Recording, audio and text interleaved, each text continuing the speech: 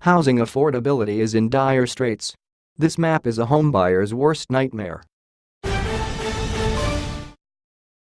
Young Aussies don't need boomers telling them not to buy brekkie. We're all heading for a housing affordability crisis that no amount of smashed avocado can make up for. It is no secret that housing affordability in many parts of Australia absolutely sucks, especially in Sydney. And it looks like it's getting worse. Since 2009, house prices in the harbour city have almost doubled, rising by 97.5%, according to CoreLogic data. In 2016 alone, Sydney property prices jumped 15.5%. Sydney siders saw dwelling values increase by approximately $10,000 per month over the past year, creating a significant boost in wealth for homeowners. At the same time, we've seen mounting affordability challenges for aspiring homeowners, CoreLogic head of research Tim Lawless said.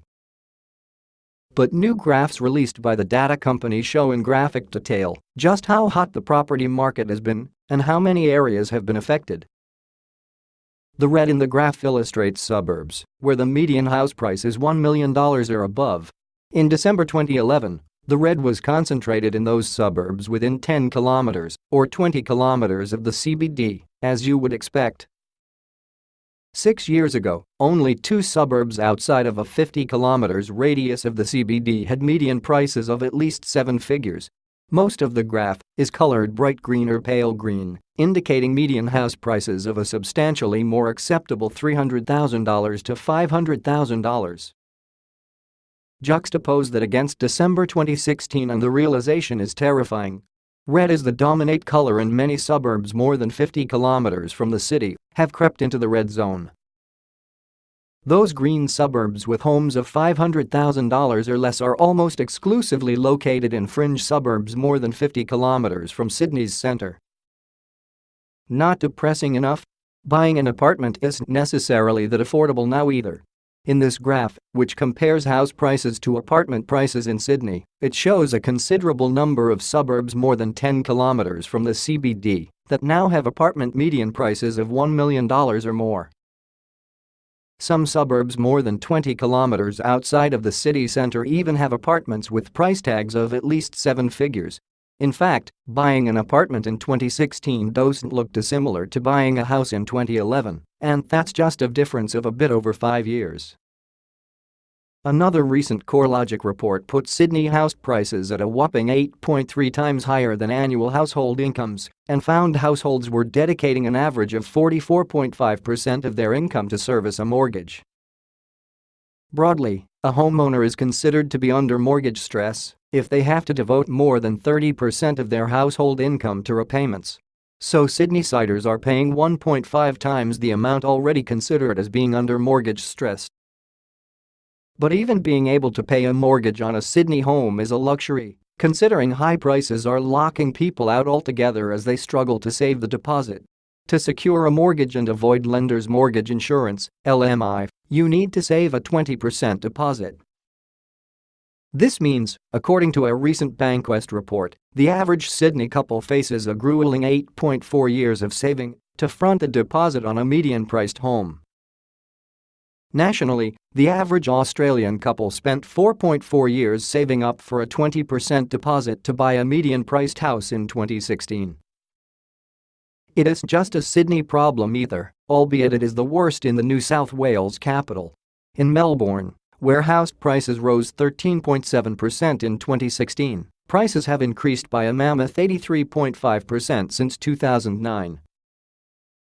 And when it comes to saving of deposit, Melburnian couples aren't far behind Sydney. They are scrimping and saving for an average of 6.2 years to afford a deposit on a median-priced home.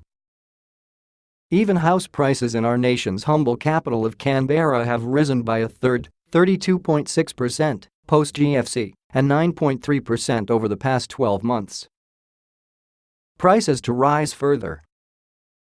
There has been plenty of debate about the future of Australia's house prices, particularly in notoriously hot Sydney and Melbourne, and whether it is time for some reprieve. What goes up must come down, right? Monthly CoreLogic data has shown the rate of growth is easing. The annual rate of capital growth in Sydney, for example, has eased to 15.5% as at December 2016 from its cyclical high of 18.4% annual growth recorded at the end of July 2015. However, according to research from HSBC released this month, Sydney and Melbourne house prices will rise solidly again in 2017. The bank's view is that capital city house prices will rise a further 3.4% in 2017, before easing to 1.7% in 2018.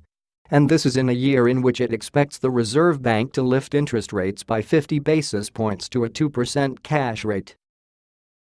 But while house price growth will remain strong in 2017, HSBC chief economist Paul Bloxham noted the housing construction boom was now near its peak with significant falls in building approvals in recent months indicating an impending downturn. He said we can expect construction will start to drop in late 2017. Like ships passing each other in the night, we expect housing construction to start falling around the time that mining investment stops its decline, Mr. Bloxham wrote. Australia's investment outlook is then expected to be supported by mine maintenance and repair, infrastructure investment and the business investment needed to support services exports, such as tourism and education, Australia's next growth engine. HSBC's forecasting says investment in housing will serve a positive contribution to Australia's GDP in 2017, with a predicted 4.4% in the year, following a 9% gain in 2016, but will then fall 5.7% in 2018.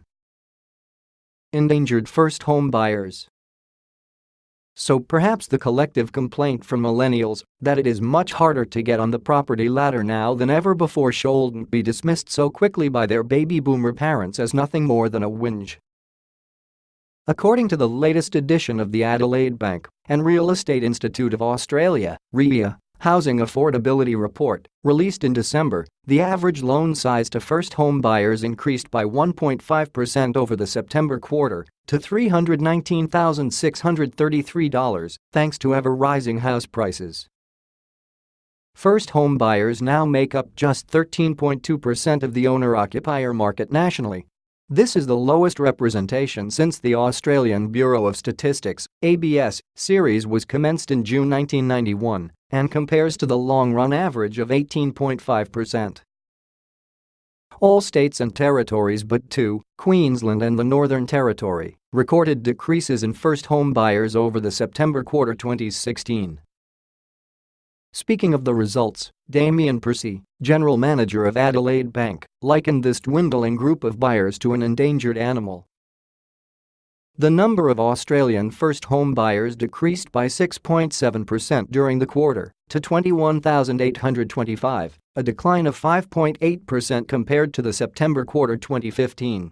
To give this some sense of perspective, the number of first home buyers for the quarter has dwindled to a figure now equivalent to the number of lions believed to be left in the wild, he said. And it's a group of lions which desperately needs to be saved from a bleak future. Home ownership is the third leg of the stool, along with superannuation and affordable healthcare, that enables people to enjoy a secure and dignified retirement. It is to be hoped that real solutions will emerge to the affordability issue from this gathering of treasurers, and not just agreeants to keep having more meetings. The rest of CoreLogic's report, which graphs Australia's other capital cities, will be released in the full report later this month. Julia.corduroy@news.com.au